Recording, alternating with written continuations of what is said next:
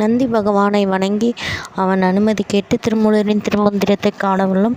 பாடல் 2936. நின்றார் இறந்தார் கடந்தார் என இல்லை சென்றார்த்தம் சித்த மௌன சமாதியாம் மொன்று ஏயும் அங்கே மறைப்பொருள் ஒன்று உண்டு சென்றங்கு அணைத்தவாறே சேர்கின்றாரே.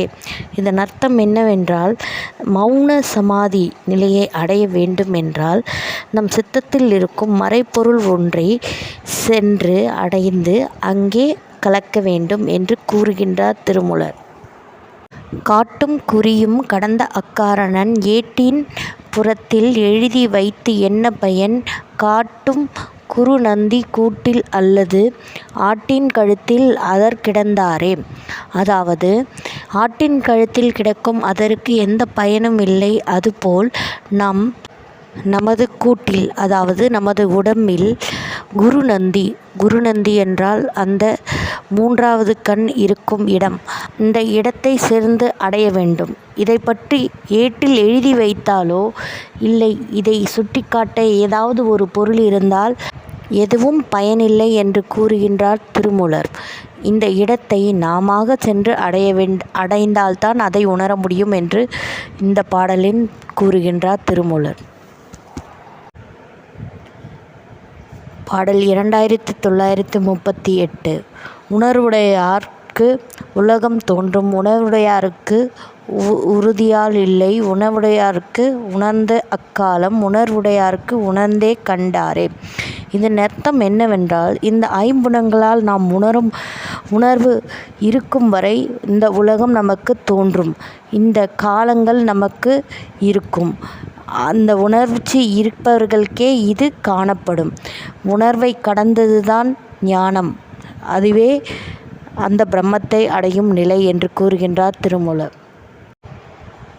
பாடல் 2939.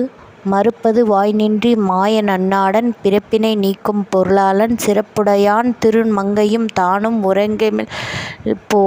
உறங்கி கிடந்தாரே. இதன் அர்த்தம் என்னவென்றால், மௌன யோகியை பற்றி குறிப்பிடுகின்றார் திருமூலர். அவருக்கு பிறப்பு என்பது கிடையாது. எல்லா சிறப்புகளையும் உடைய அந்த திருமங்கையும் தானும் அதாவது அந்த பிரம்மத்தோடு கலந்து இருப்பார் என்று கூறுகின்றார் திருமூலர். இந்த உலகம் அவனுக்கு புலப்படாது இருக்கும். பாடல் 2940. தூரியங்கள் மூன்றும் கடந்தொளி ஜோதி அரிய துரிய அதன் மீது மூன்றாய் விரிந்து குவிந்து விழுங்கி உமிழ்ந்தே உறைந்து அன்னூர் திகுத்துள்ளானே. இதன் அர்த்தம் என்னவென்றால், அந்த பிரம்மத்தின் நிலையை பற்றி கூறுகின்றார் திருமூலர். அந்த பிரம்மம் 3 தூரியங்களையும் கடந்து நிற்கும். அந்த 3 தூரியங்கள் நிலையிலும் பொருந்தி விரிந்து குவிந்து விழுங்கி உமிழ்ந்து சொற்களை கடந்து அற்புதமான அனுபவங்களை தரும் அந்த பிரம்ம நிலையை பற்றி குறிப்பிடுகின்றார் திருமூலர். உருவிழி ஊழினி ஊனம் ஒன்றுமில்லி திருவிழி தீதிலி தேவர்க்கு தேவன் பொருவழி பூத படையாளல் நாளி மறுவிழி வந்து என் மனம் புகுந்தானே. இதன் அர்த்தம் என்னவென்றால், அந்த பிரம்மத்துக்கு உருவம் எதுவும் இல்லை, எந்த குற்றமோ குறையோ இல்லாத ஒரு பிரம்ம நிலை ஆகும்.